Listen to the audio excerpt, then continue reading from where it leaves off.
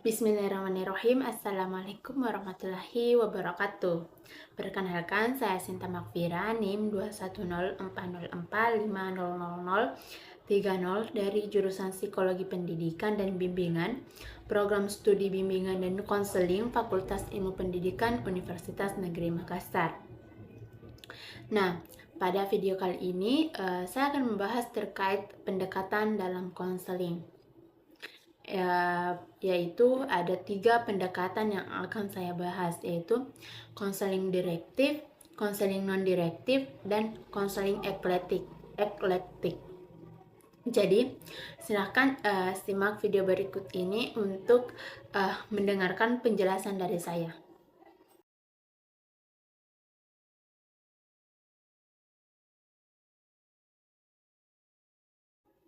Konseling direktif adalah suatu pendekatan konseling yang mana bertujuan untuk memberikan arahan atau petunjuk kepada konseli untuk mengatasi masalah atau mencapai tujuan tertentu. Nah, dalam konseling direktif, seorang konselor melibatkan peran yang aktif dalam memberikan saran, panduan, dan instruksi kepada klien atau konseli. Nah, pendekatan konseli ini sering digunakan ketika klien atau konseli menghadapi masalah yang spesifik dan membutuhkan bimbingan yang konkret untuk mencapai perubahan atau penyelesaian dari masalah yang mereka hadapi. Nah, konselor menggunakan pendekatan ini dengan memperhatikan tujuan dan kebutuhan konseli serta mempertimbangkan pengetahuan dan keahlian mereka dalam bidang yang relevan.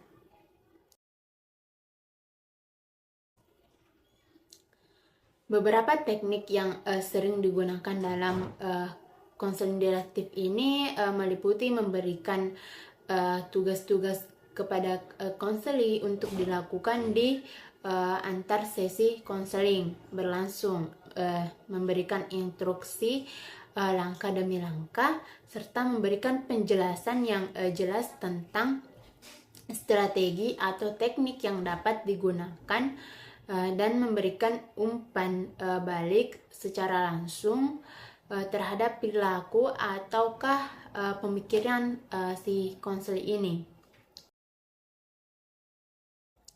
Nah, penting kita ketahui bahwa konseling direktif tidak terlalu cocok untuk setiap klien terhadap situasi. Nah, pendekatan ini lebih sesuai untuk konseli yang ingin diberi arahan atau bimbingan secara langsung, dan konselor yang menggunakan pendekatan ini harus tetap menghormati kebutuhan, nilai, dan preferensi si konseli. Nah, dalam setiap sisi konseli, konselor harus tetap memastikan bahwa konseli terlibat secara aktif dalam proses pengambilan keputusan dan memiliki ruang untuk menyampaikan perasaan yang dirasakan si klien dan menyampaikan pendapat serta kekhawatiran mereka. Dalam setiap sesi konseling, konselor harus tetap memastikan bahwa klien terlibat secara aktif dalam proses pengambilan keputusan dan memiliki ruang untuk menyampaikan perasaan, pendapat, dan kekhawatiran mereka. Nah, pendekatan konseling yang efektif adalah yang dapat menggabungkan elemen direktif dan elemen kolaboratif, yang mana memungkinkan klien untuk mengambil tanggung jawab dalam perubahan yang diinginkan sambil mendapatkan panduan serta instruksi atau dukungan dari konselor.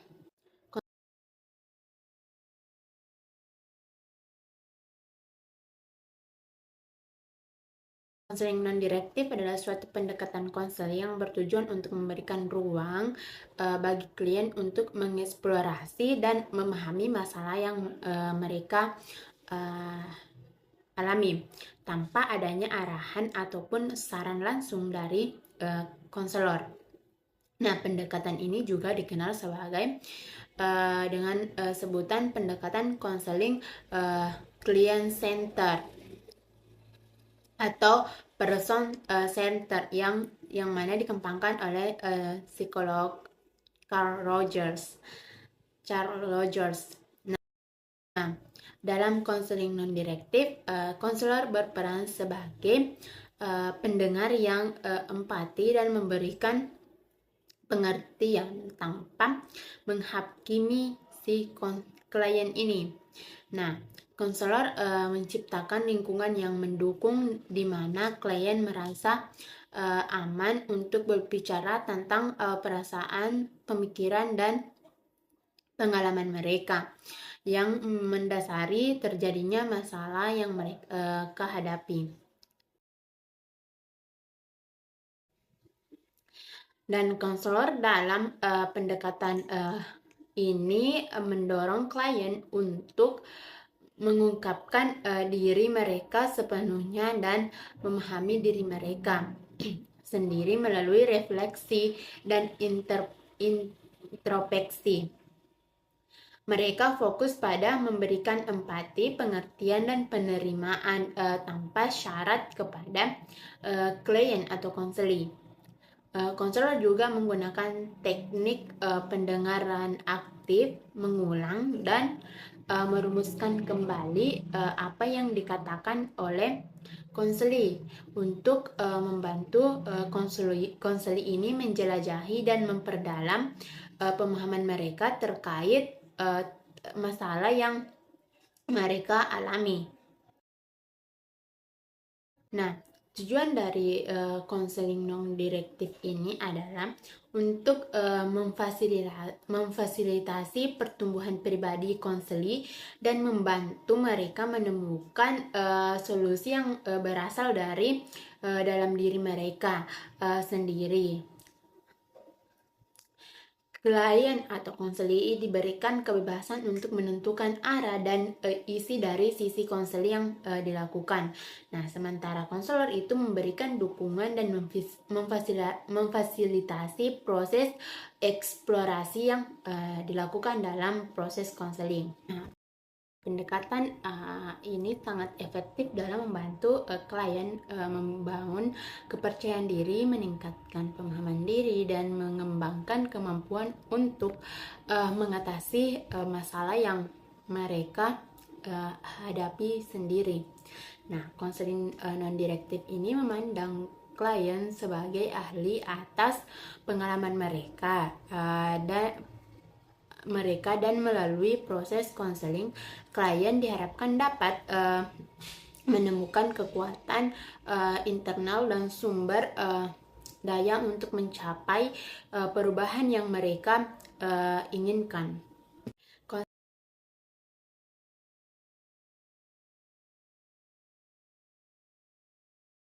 Konseling eklektik adalah suatu pendekatan konseling yang menggabungkan berbagai elemen ataupun teknik dari berbagai pendekatan dalam konseling. Nah, pendekatan ini dirancang untuk mengakomodasi kebutuhan individual konseli dengan menggunakan pendekatan yang paling sesuai dari berbagai teori serta praktik dalam konseling. Dalam konseling eklektik, konselor memiliki fleksibilitas untuk menggunakan teknik serta strategi dari pendekatan konseling yang berbeda-beda, tergantung pada kebutuhan serta karakteristik konseli, serta bagaimana masalah yang sedang dihadapi oleh klien atau konseli ini. Nah, konselor mungkin mengintegrasikan elemen dari pendekatan kognitif perilaku ataupun psikodinamik ataukah humanistik atau pendekatan lainnya dalam melakukan sesi konseling. Nah, tujuan utama dari pendekatan konseling eklektik ini adalah bagaimana memberikan pendekatan yang paling efektif dan terbaik bagi konseli.